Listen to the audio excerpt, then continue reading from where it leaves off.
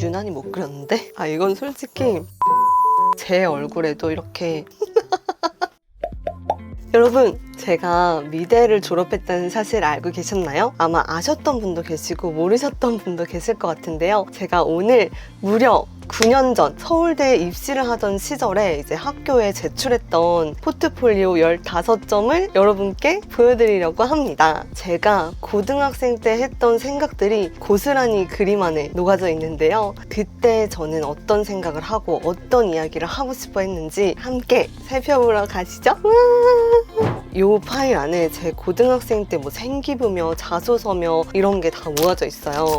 이렇게 포트폴리오에 대한 설명도 하나씩 써가지고 제출하고 그랬었거든요. 그래서 설명과 그림을 함께 보면서 진행해 볼게요. 와, 이것도 있어. 이 제목이랑 재료, 막 규격 이런 거 쓰는 것도 같이 제출했었구나. 9년 전이니까 기억이 잘 안 나요. 그땐 제가 서연이었답니다.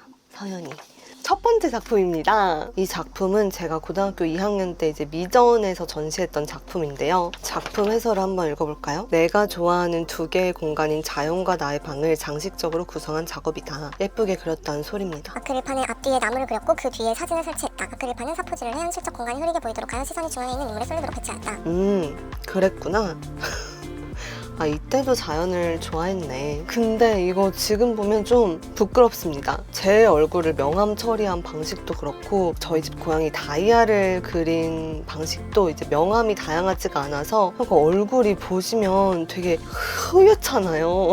이게 잘 못 그린 거예요. 근데 실제로 사진이 하얗긴 했는데 그래도 그림으로 그릴 때는 좀 더 얼굴에 다양한 입체성을 조명을 할 수도 있었을 텐데 지금 이렇게 분칠해 놓은 것처럼 하얗게 해놔가지고 좀 지금 보니까 아쉬움이 남습니다. 아쉬움이 남는 작품이에요. 두 번째는 기억 속 오로라, 수채화와 콘테로. 여러분, 이거는 뭐 같으세요? 이게 뭐냐 하면 작품 설명에 나와 있는 것처럼 눈을 감기 전 바로 그 순간에 이제 잠들기 전에 하루에 있었던 일들을 떠올리면서 생각에 잠겼던 시간들을 표현한 거거든요. 그러니까 눈을 감았다 이렇게 흐미하게 뜨면 눈 모양대로 이렇게 약간 세상이 이렇게 보이는데 그거를 포착해가지고 이제 그린 거예요. 근데 저는 이거를 못 알아볼 줄 알았는데 선생님이 보자마자 이거 눈 감았다 뜨는 거 그거 그린 거지? 이러시는 거예요. 그래서 선생님한테 어떻게 하셨어요? 이랬더니 어떻게 모르냐? 이래서 네. 선생님은 역시 선생님이시구나 이랬던 기억이 납니다. 아, 이거 진짜 실물로 봐야 되는데 이거는 진짜 정말 잘 그렸어요. 선생님도 인정해줬습니다. 그 실눈 떴을 때 보이는 세상을 그리는 애들은 많은데 눈을 감았을 때 그 느낌을 이렇게 이제 아름답게 표현한 사람은 네가 처음이다 라고 슬기 선생님이 말씀해 주셨습니다. 아, 이건 솔직히 그 안에 이제 콘테로 그린 거는 조금 아쉽긴 해요, 지금 보니까. 근데 그 가장자리 수채화로 그린 부분은 진짜 잘 그렸다. 세 번째 작품의 제목은 달팽이의 생각입니다. 기술이 발달함에 따라 세상은 점점 빠르게 기계화되어 가고 있다. 그런 세상과 더불어 사람들의 행동은 점차 빨라지며 주변을 신경 쓸 겨를 없이 딱딱해지기도 한다. 가끔은 그런 세상에서 벗어나 느림의 미학을 추구하며 살고 싶은 나의 모습을 그린 것이다. 이 그림의 포인트는 재료인데요. 재료가 빨간색, 파란색, 노란색 사인펜으로만 그린 거예요. 근데 그 사인펜도 뭐 좋은 사인펜이 아니라 문구점에 가면 파는 그런 사인펜 있죠? 그 사인펜으로 그린 거거든요. 근데 이것도 진짜 잘 그렸어요. 그러니까 사인펜으로 이렇게 그리기 쉽지 않거든요. 그러니까 사인펜으로 넓은 면적을 칠하기가 쉽지가 않은데 아예 사인펜을 분리해버려서 잉크를 손에 묻혀서 막 이렇게 해가지고 이 그림이 나온 겁니다. 근데 이것도 이제 자세히 봐야 아름다운데 보시면 되게 넓은 그 면도 있고 선도 있고 점도 있고 점선면이 되게 조화롭게 그려져 있어요. 그게 제가 이제 미술을 하는 데 있어서 강점이기도 했거든요. 달팽이 명암 처리가 조금 단적이긴 하지만 사인펜으로 할 수 있는 최선을 다했다 라고 저는 평가하겠습니다. 저 때나 이때나 우주를 좋아하는 것도 변하지 않네. 제가 오늘 조금 너무 잘난 척하는 것 같나요? 아니, 오늘은 포트폴리오 보는 시간이니까 조금만 봐주세요. 잘 그렸으니까 들어갔겠죠. 그 다음 그림도 잘 그렸어. 아까는 이제 빨노파 사인펜으로 그린 거라고 했잖아요. 이 그림은 빨노파 색연필로 그린 거거든요. 근데 뭘 표현한 거냐? 바람을 표현한 겁니다. 이때도 이제 점선면을 다채롭게 아름답게 활용을 해서 그렸는데 솔직히 잘 그렸어요. 이것도 아까 그 세 번째 그림과 마찬가지로 색연필로, 그것도 이 세 가지 색상으로 바람을 이렇게 표현하는 게 쉬운 게 아니거든요. 형체가 없는 건데 구현해야 하고. 근데 진짜 오늘 너무 자랑만 하는 것 같은데. 뭐 아무튼 자세히 보면 점도 모양이 다 달라요. 요만한 점도 있고 요만한 점도 있고 요만한 점도 있고 요만한 면도 있는데,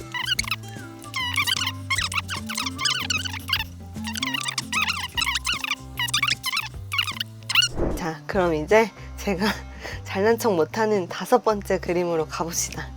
5번째 그림은 못 그렸어. 제가 그땐 최선이었겠지만 지금 보니까 진짜 못 그렸는데? 이런 생각이 보자마자 들더라고요. 완성도가 좀 떨어지는 그림이에요. 그래서 아마 5번째에 배치한 것도 있을 것 같은데, 이것도 이제 있는 공간이 아니라 없는 공간을 상상해서 이제 배치를 하고 하다 보니까 구도도 약간 불안정하고, 작품 설명을 보면 구도가 불안정한 걸 노린 것 같긴 하지만 일단 그 색칠했을 때 완성도가 좀 떨어져요. 그래서 마음에 안 듭니다. 마음에 안 드는 건 빨리 패스. 슈. 두두둔. 6번째 그림은 무한히 넓은 자연 위에 거대한 기둥을 세워 어쩌면 내가 갖고 있을지도 모르는 욕심을 표현했다. 그 욕심은 실다리처럼 엉켜 내 의도와는 다르게 나를 작아 보이게 하기도 한다. 멋있다, 이런 생각을 하더니 그림을 안 그린 지 조금 오래됐거든요. 근데 포트폴리오를 보다 보니까 다시 그림을 그리고 싶네.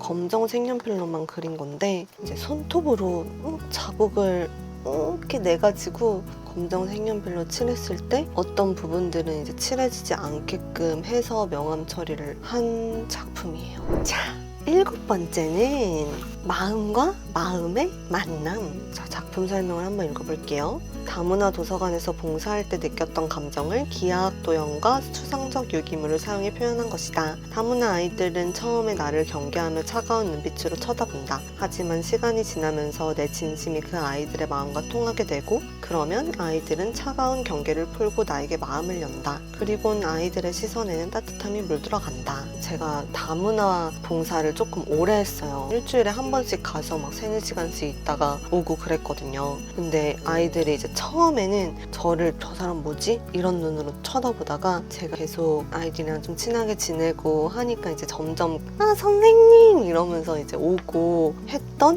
그 마음과 마음의 만남을 그림으로 표현했고요. 내 왼쪽 하단에 있는 그 세모가 아이들이 처음에 약간 나를 이렇게 각진 시선으로 봤던 걸 표현한 것 같고, 그 위에서 이제 약간 곡선으로 녹아드는 모양이 차가운 시선으로 보는 것에서 벗어나서 나에게 조금 마음을 부드럽게 이렇게 여는 걸 추상적인 느낌으로다가 이렇게 표현을 한 것 같습니다. 8번째 작품은 축제이지만 그 안에 담겨있는 의미는 사회 비판적인 그런 게 조금 있습니다. 제목을 보면 되게 밝은 작품일 것 같지만 그 안에는 좀 어두운 메시지를 담아서 이중성을 드러나게끔 한 것 같아요.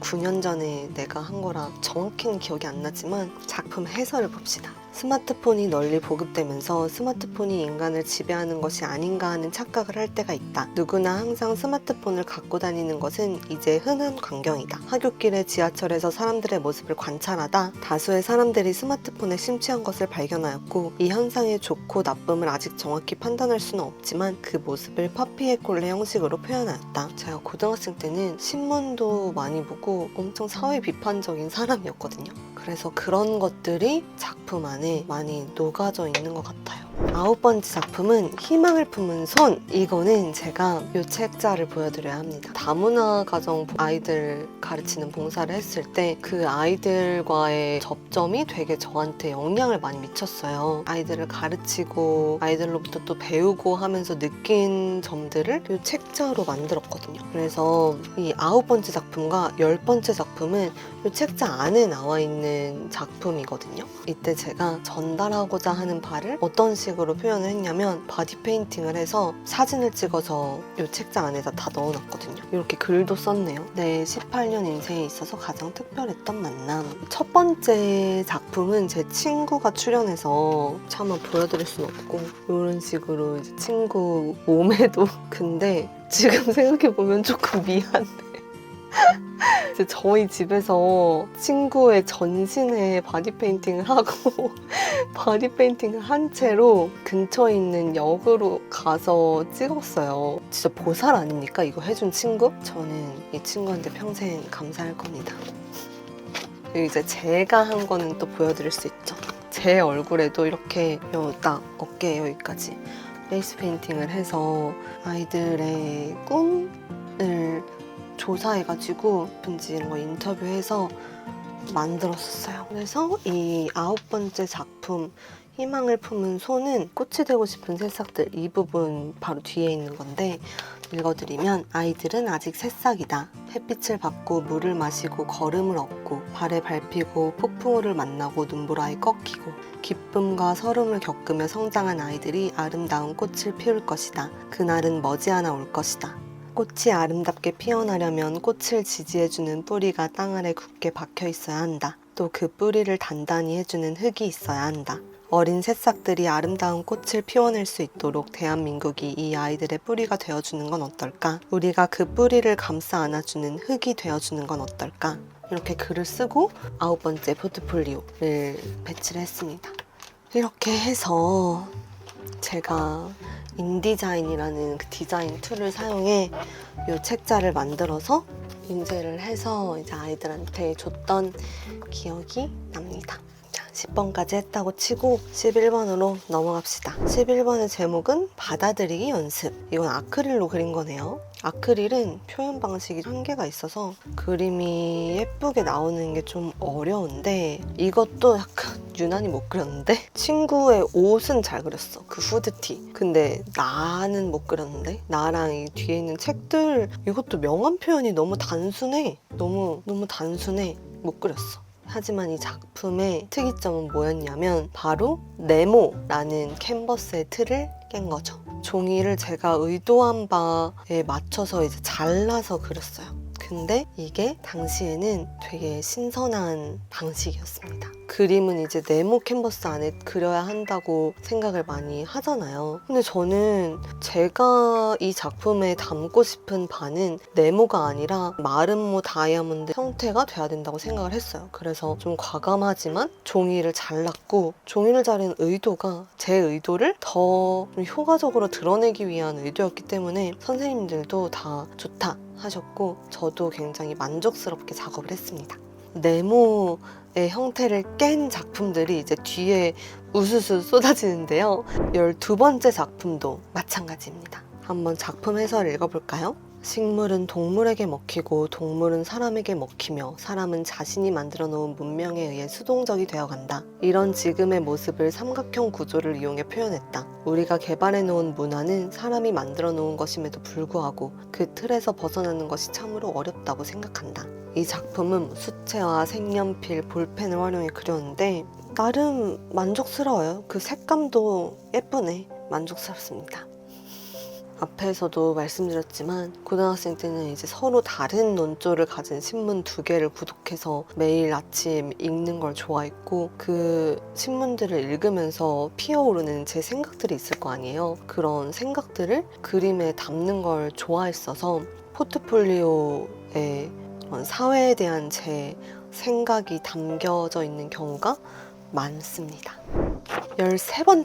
13번째는 색연필로 그렸는데 빨간색, 파란색, 노란색 색연필로 그렸네요. 보통 미대에서 입시하라고 이제 색연필을 나눠주면 뭐 빨주노초 파남보를 주지 않아요. 그러니까 빨간색, 노란색, 파란색으로도 풍부한 색감을 낼 수 있기 때문에 빨노파를 주고 이제 그 학생의 감각 이런 걸 테스트하는 경우가 많거든요. 그래서 이렇게 그림을 그릴 때도 빨노파, 색연필, 사인펜만 이용해서 그림을 많이 그렸어요. 13번째는 현대사회의 이제 계층 구조를 그렸다고 하네요. 관심사가 한결같아, 그 당시에. 근데 이제 지금은 9년이 지났잖아요. 지금과 이제 그때를 돌이켜보면 변한 생각들이 있고 변하지 않은 생각들이 있는데 약간 다양성을 존중해야 한다 이런 생각은 안 변한 것 같고 사회를 바라보는 그런 시각은 조금 변한 것 같긴 해요. 포용적이 됐다고 해야 되나? 요즘은 뭐 그럴 수도 있고 이럴 수도 있지 이런 조금 더 열린 마음으로 사회를 보는 것 같습니다. 좀 더 유연해진 것 같아요. 옛날보다 그 사회를 바라보는 관점 같은 게 이게 장점일 수도 있고 단점일 수도 있지만 지금 저는 지금 상태가 좋습니다. 14번째는 모델이 저희 아버지이십니다. 아빠한테 이 모델이 되어달라고 부탁을 하고 아버지를 촬영해서 붓펜과 수채화를 활용해 그렸습니다. 작품 해설 한번 볼까요? 때로 사람이 다른 사람을 평가할 때 성적, 나이, 연봉 등 그 사람과 관련된 숫자를 통해 판단을 하기도 한다. 그림 속에 귀를 틀어막고 있는 인물은 찡그린 표정을 통해 숫자가 판치는 세상에 대한 반감을 드러낸다. 수를 사용해 표현하였고 숫자의 톤을 구역별로 다르게 설정함으로써 그 요란함을 함께 드러냈다. 숫자들이 막 이렇게 활개치는데 이것도 숫자를 단적으로 표현하면 재미가 없으니까 요란함을 어떻게 표현하지 생각을 하다가 숫자가 막 작게도 들리고 크게도 들리고 명확하게 보이기도 하고 흐리게 보이기도 하고 그렇게 표현을 하면 이 요란함이라는 단어가 좀 시각적으로 표현이 되겠다라는 생각이 들어서 숫자들을 이제 다채롭게 구성을 하려고 했고 숫자들은 그러니까 지금은 이 숫자가 인사이트를 가지고 있는 수도 있다고 생각을 하거든요. 근데 그 당시에 저는 숫자로만 사람을 재단하는 거에 대한 굉장한 불만을 가지고 있었어요. 그래서 이 숫자는 단적일 뿐이다라고 생각을 했고 그래서 검정색으로 단색으로 표현을 하고 그 안에 있는 사람은 수채화, 그러니까 색감을 넣어서 표현함으로써 다채로운 면모를 가지고 있는 사람 하지만 숫자는 그 사람을 표현하기엔 너무 단조롭다라는 걸 대비해서 이제 종이 위에 녹여내려고 했습니다. 제 그런 의도가 잘 담긴 작품이고 이 작품의 형식 역시 이제 평범하게 하고 싶지 않았기 때문에 여러 방향으로 이렇게 종이를 잘라서 했죠. 근데 이 작품을 이제 보시면 어떤 걸 그리고 싶어 했는지 아실 것 같은데요. 이제 15번째 작품은 제가 중학생 때 봤던 뭐 따돌림의 현장 그리고 어떤 시점에는 제가 받기도 했던 그런 상처를 작품으로 녹여낸 것입니다. 이제 이 작품은 이제 역삼각형으로 표현을 했는데 한 사람, 그러니까 작은 사람을 여러 사람이 괴롭히는 모양새를 표현하고 싶어서 역삼각형으로 이때도 종이를 잘라서 그렸어요. 그게 제가 의도한 바를 잘 전달할 수 있을 것 같아서 역삼각형 모양을 선택했죠. 그렇습니다. 이렇게 제 포트폴리오 15점을 보여드렸는데 어떠셨나요? 여러분의 이야기, 여러분의 생각도 댓글로 많이 남겨주시고요. 이 포트폴리오들을 탈탈 털다 보니까 자소서가 또 나오더라고요. 자소서도 보여드려도 재밌을 것 같은 거예요. 그래서 다음 시간에는 자소서를 비롯한 제 생기부를 털어보는 시간을 갖도록 하겠습니다. 그러면 또 다음 시간에 만나요. 안녕!